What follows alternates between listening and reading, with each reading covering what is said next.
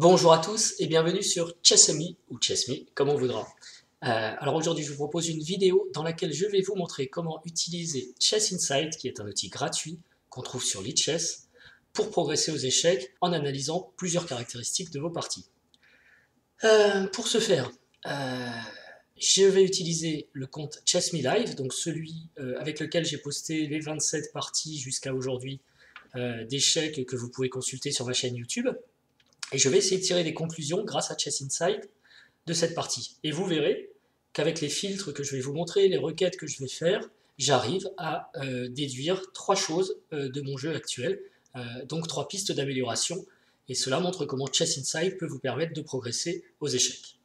Donc on y va tout de suite. Vous voyez que le compte Chessme Live sur lequel je suis juste sur le profil Lichess, donc à 42 parties rapides enregistrées. Et c'est parmi celles-ci qu'on va regarder. Donc le prérequis pour pouvoir utiliser Chess Insight, c'est d'avoir un compte Lichess et d'avoir un certain nombre de parties entre guillemets de valeur, c'est-à-dire des parties rapides ou des parties standards, peut-être pas des blitz, pour pouvoir tirer des conclusions. Et c'est bien de se fixer une période de temps, de donner des pistes d'amélioration et de regarder un peu plus tard ce qui s'est passé. Donc on y va tout de suite, on clique sur Chess Insight, vous avez un lien ici. La première fois, il y a un petit programme qui tourne, la deuxième fois, vous arrivez directement ici. Et donc, on voit que Chess Insight est prêt à travailler sur 42 parties, que certaines questions que vous pourrez regarder si vous voulez sont préalablement configurées. Mais moi, je vais travailler avec d'autres filtres.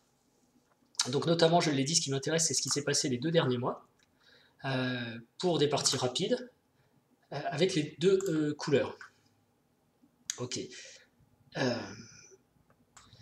Et donc, parmi les statistiques que je vais utiliser, je vais regarder 4 choses en fait. Je vais regarder la différence entre les blancs et les noirs, comment je me comporte lorsque j'ai les blancs, comment je me comporte lorsque j'ai les noirs, et j'en tirerai une conclusion. Je vais regarder les différences d'ouverture pour chacune de mes couleurs, quel type de résultat ou quel type de jeu j'ai en fonction de l'ouverture. La troisième chose que je vais regarder, ce sera un peu ma façon de jouer en général, et plus précisément lorsque je perds des parties, parce que ça c'est intéressant de regarder pourquoi et comment on perd des parties. Et Chess Insight permet ça. Et donc ensuite, je pourrais tirer 3 conclusions sur mon jeu. Alors on va commencer par regarder donc par couleur, c'est ce que je viens de dire. On va regarder déjà contre qui je joue. Alors par contre, il ne faut pas que ça reste là, ça c'est gênant, voilà. Donc là j'ai la moyenne, ici vous ne le voyez pas, c'est sur 14 parties et ici sur 12, donc on a bien les 26 parties, je disais 27, mais c'est 26 qu'on a sur YouTube.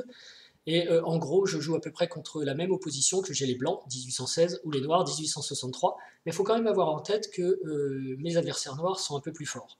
Aucune conclusion là-dessus, mais quand j'interpréterai mes différences entre les blancs et les noirs, il faut que j'ai ça en tête. J'ai joué quand même contre des joueurs un peu plus forts avec les noirs. Ok, il peut être intéressant de regarder, je vous montre aussi par la même occasion en introduction les différentes possibilités, celles que je trouve intéressantes. Donc le temps par coup, quelle que soit la couleur, 29 secondes. Donc je joue à la même vitesse. Donc là, c'est 29 secondes lorsque je commente les parties. Ce sont les parties rapides en 15 minutes plus 10 secondes et où je commente. Donc bon, c'est un peu long, 29 secondes par coup, mais c'est pas choquant. Ça ne me passionne pas. La durée des parties, 31 coups avec les blancs, 33 coups avec les noirs, c'est à peu près équivalent. Et ensuite, l'évaluation, ça c'est intéressant. Combien de centièmes de pion je perds en moyenne par coup? Donc on voit que je perds 29 centièmes de pion avec les blancs et 36 centièmes de pion avec les noirs. Un tiers de pion par coup, c'est quand même beaucoup en moyenne. Et on voit là par contre qu'il y a une vraie différence entre les blancs et les noirs, donc il semblerait que je suis plus précis avec les blancs. Enfin, il semblerait. C'est sûr, mais maintenant à quoi c'est dû? Est-ce que mon répertoire blanc va plus loin que mon répertoire noir et donc je joue des meilleurs coups sur les 33 coups de la partie? Ou est-ce que je suis plus concentré avec les blancs ou les noirs? Bon, en tout cas, il semblerait que mon jeu soit plus précis avec les blancs qu'avec les noirs. C'est une première vue. Après, il y a des choses marrantes comme l'opportunisme. Lorsque votre adversaire fait une erreur, est-ce que vous le punissez? Est-ce que vous voyez l'erreur? Alors avec les blancs, oui, systématiquement, j'ai 100% d'opportunisme. Si mon adversaire fait une gaffe, je le vois et je le punis. Avec les noirs, il y a des ratés, 76,9%, c'est un peu moins bien. Donc est-ce à dire que je suis moins vigilant sur les erreurs, sur les contrôles avec les noirs? C'est possible, on a tendance à vouloir gagner avec les blancs et à vouloir faire nul avec les noirs, par exemple, à se dire que les noirs sont moins forts. Donc peut-être que ce comportement, je l'ai ici inscrit dans ma capacité on l'a vu, à jouer précisément et à punir l'adversaire pour ses fautes. Vraisemblablement, c'est moins bien pour les noirs. La chance, c'est un peu le contraire, c'est quand moi je fais une faute, est-ce que mon adversaire me punit? Alors c'est pas me punit, on va dire, est-ce qu'il réussit à me punir? Donc oui, enfin j'ai un peu de chance avec les blancs, ça veut dire que les noirs en quelque sorte me ratent aussi de temps en temps. Donc la tendance que j'ai de rater des punitions, on va dire, avec les noirs, et ben mes adversaires l'ont aussi. Ça veut dire qu'on est nombreux à être pareil. On joue, on va rater en fait des gaffes de l'adversaire quand on a les noirs, alors que quand on a les blancs, on les rate pas. La preuve, c'est que lorsque moi j'ai les noirs, si je fais une gaffe, mes adversaires me punissent à chaque fois.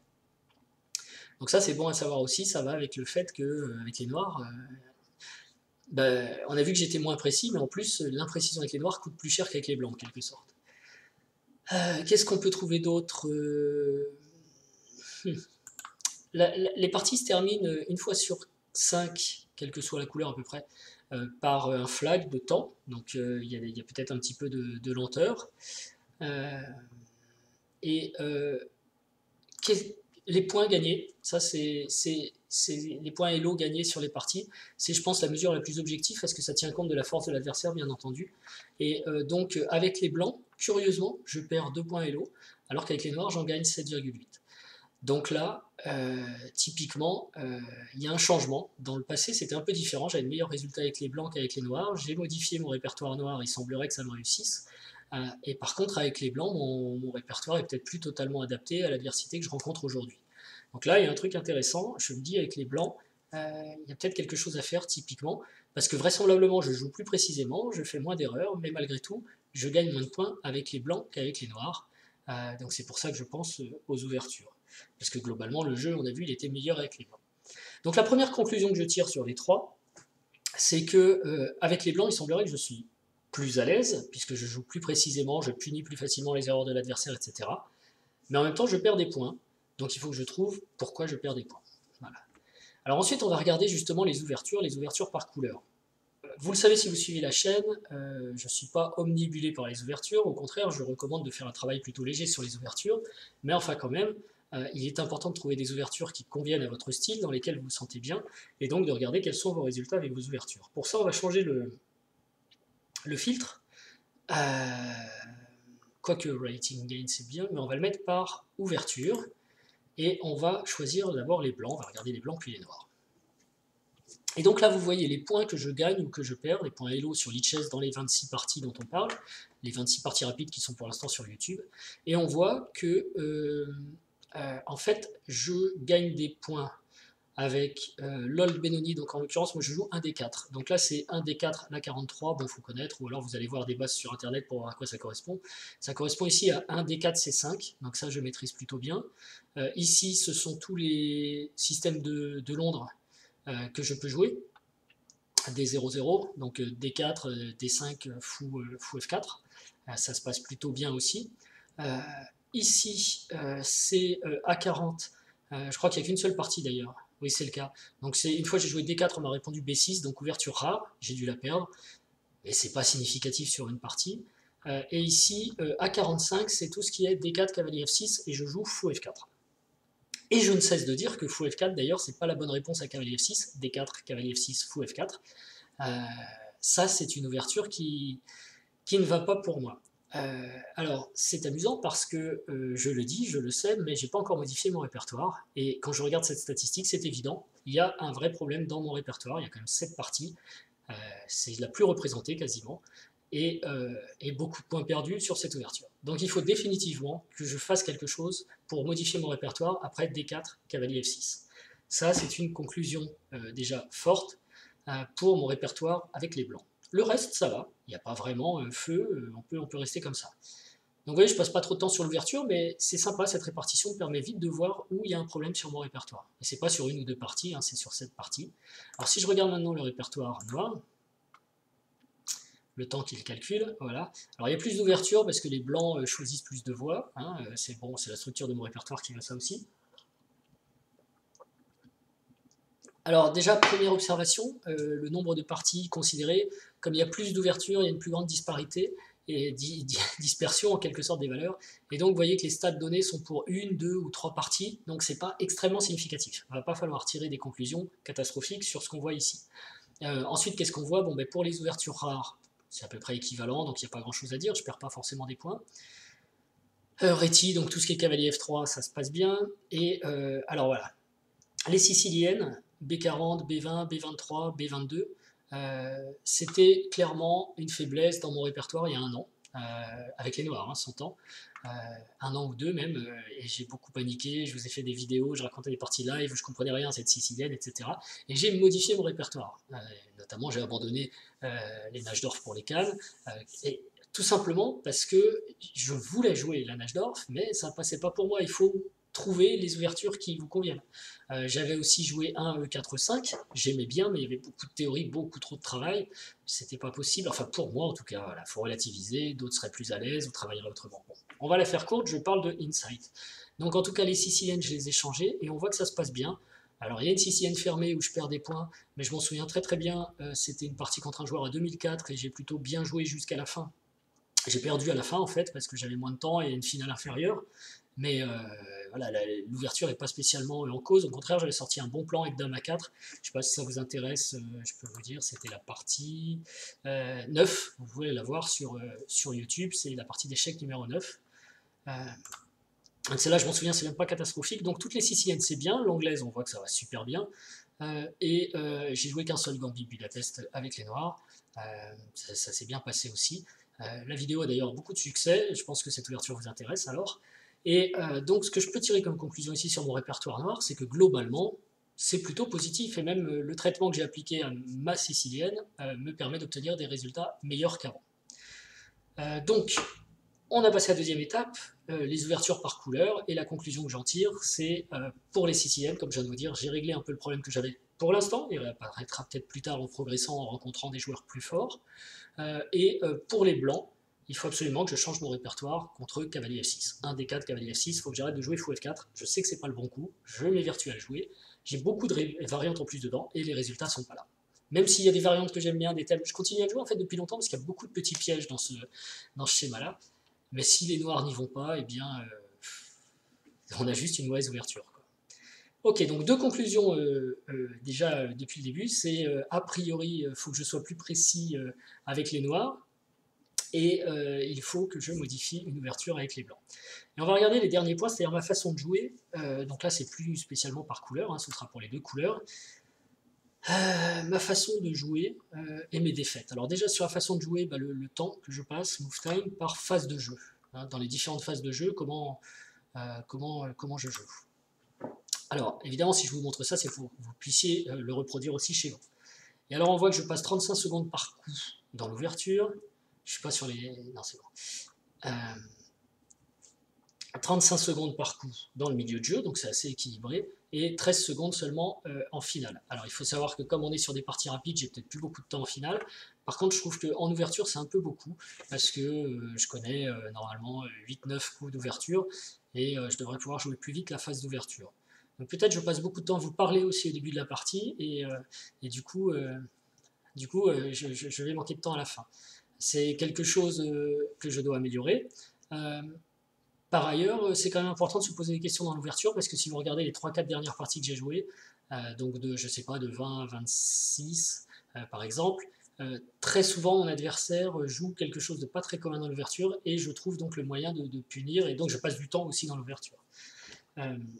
Ok, donc on va dire peut-être un petit déséquilibre, essayer de garder plus de temps pour jouer les finales, donc jouer un peu plus vite les premières phases de jeu. C'est une conclusion que je peux déjà tirer, légère. Je regarde à droite parce que je m'étais mis une liste de points que je voulais traiter et vous montrer.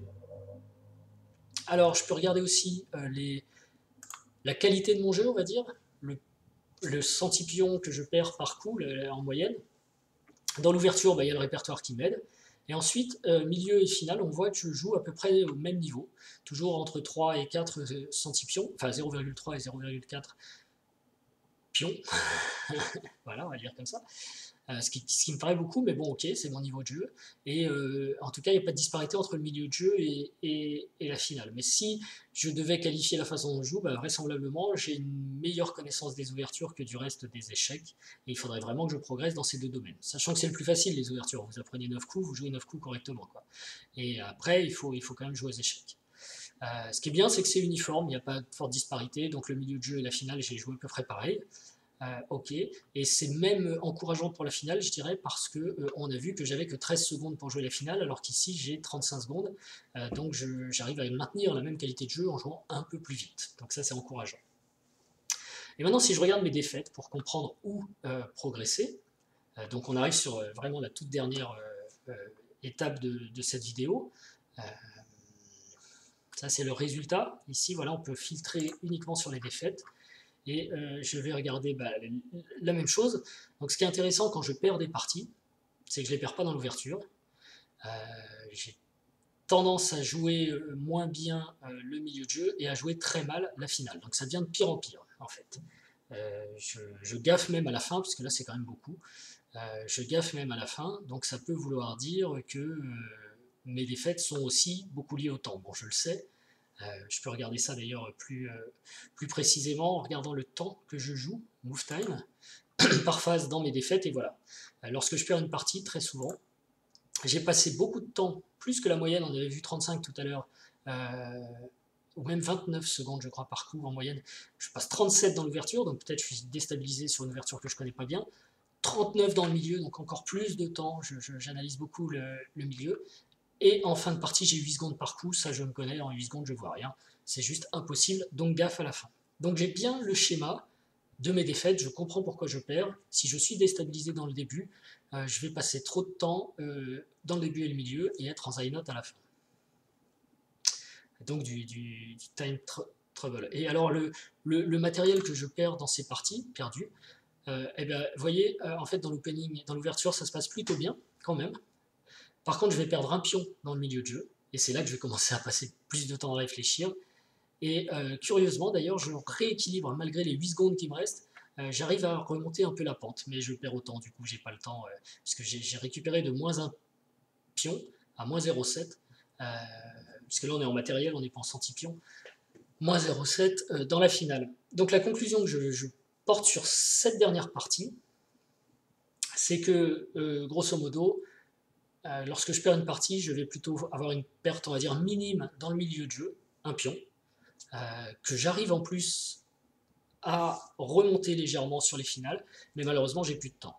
Donc, si je rencontre des milieux de parties difficiles et où je perds un pion, il ne faut pas que je me dise que la partie est finie, il faut que je continue à jouer, même plutôt vite, pour garder du temps pour me refaire après.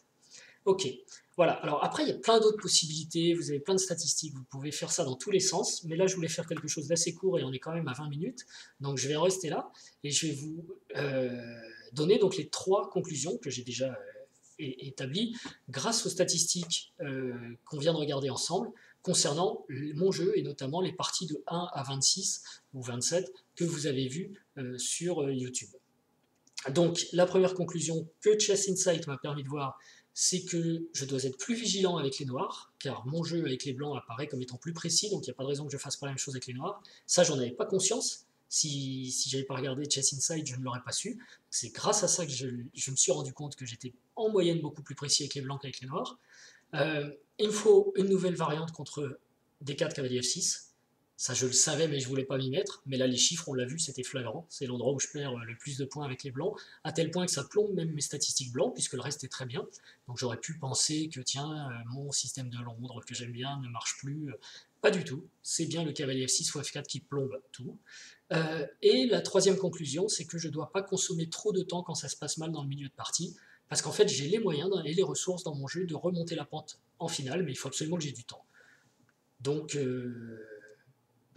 vigilance avec les noirs, nouvelle ouverture avec les blancs contre cavalier F6, et pas perdre trop de temps quand ça se passe mal. Voilà. Et ça, c'est Chess Insight, et je pense que si vous regardez comme ça les mêmes statistiques, que vous essayez de les interpréter objectivement, eh bien vous aurez les armes pour améliorer votre jeu.